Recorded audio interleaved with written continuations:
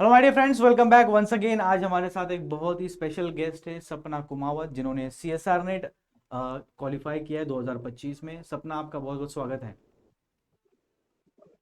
Thank you sir. चलो सपना, हमारे व्यूवर्स आपको देख रहे हैं इंटरव्यू के माध्यम से और आपके बारे में, आपकी जर्नी के बारे में जानना चाह रहे हैं, तो please introduce yourself in short. Hello friends, मेरा नाम सपना कुमार होता है और मैं राजस्थान के सीकर जिले की रहने वाली हूँ। मेरा एमएससी 2023 में कंप्लीट हो गया था। उसके बाद मैंने आईएफएस का रिकॉर्डेड कोर्स ज्वाइन किया और वहीं से मैंने सीएसआई नेट की प्रिपरेशन स्टार्ट की है।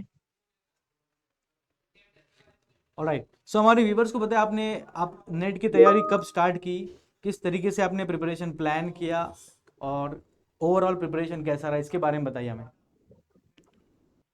मैंने नेट की प्रिपरेशन अपनी एमएससी कंप्लीट होने के बाद स्टार्ट की थी।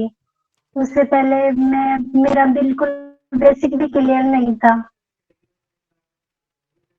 ओके, सो हमारे फिर व्यूवर्स को मैंने बताइए। आईएफएस ओके, आईएफएस से कैसे जुड़े आप? फिर मैं आईएफएस से रिकॉर्डेड कोर्स ली थी सर। ओके। और मैंने फिर सेल्फ नोट्स बनाए और फिर यूट्यूब पे रेगुलर जुड़ती रही। ओके, तो आपने मेंशन किया यूट्यूब पे आप पढ़ते थे, तो कितना बेनिफिट हुआ, कौन सी सीरीज आप पसंद करते हो और ओवरऑल जर्नी क्या होगी यूट्यूब से, इसके बारे में बताएं हमारे व्यूवर्स को। यूट्यूब पे मैंने हर एक वीडियो को गो थ्रू किया है और सबसे ज्यादा हेल्पफुल तो एग्जाम मैपिंग सीरीज रही है सर। अच्छा, एग्जाम मैपिंग में आते थे आप, तो कैसा एक्सपीरियंस रहा एग्जाम मैपिंग यस में, सर। क्वेश्चन सॉल्विंग में कौन से टॉपिक आपने पढ़े, इसके बारे में बताइए।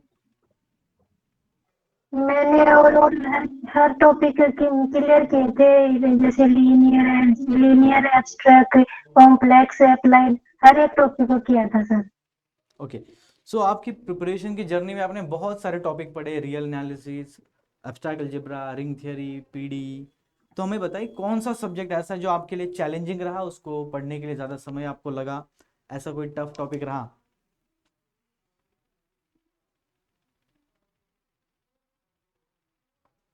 हेलो।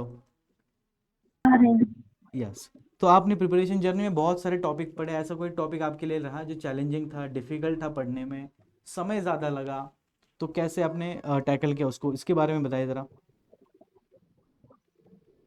ऐसा सब्जेक्ट तो मेरे लिए रियल एनालिसिस था। बहुत ज्यादा मैंने लास्ट ईयर मेरा नेट क्लियर हो गया था। हम्म। इस बार मैंने सबसे ज्यादा फोकस ही रियल एनालिसिस पे किया था कि इस बार कुछ कैसे भी करके मुझे सबसे अच्छे नंबर रियल में लाने हैं। अच्छा, रियल से लाना है, तो रियल की क्या अलग से तैयारी की, काउंटर एग्जाम्पल्स हाँ, आपने बनाए हैं, किस तरीके से रियल को आपने पढ़ा, इसके बारे में बताइए।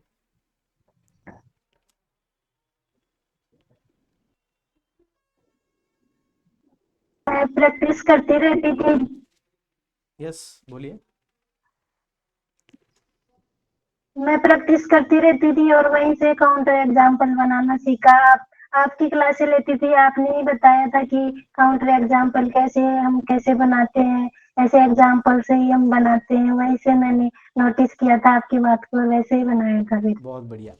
चलिए, मेरा नेक्स्ट क्वेश्चन आपके लिए, प्रीवियस ईयर क्वेश्चन और मॉक टेस्ट आपने लगाए होंगे डेफिनेटली प्रिपरेशन की जर्नी में, कितना इंपॉर्टेंस रहता है? बिकॉज बहुत सारे स्टूडेंट बिगिनर है जो आपको, ठीक है, आपने क्वालिफाई किया है तो जर्नी आपने कंप्लीट की है, तो कितना इंपॉर्टेंट रहता है पीवाई क्यू मॉक टेस्ट लगाना एग्जाम से पहले, इसके बारे में बताइए।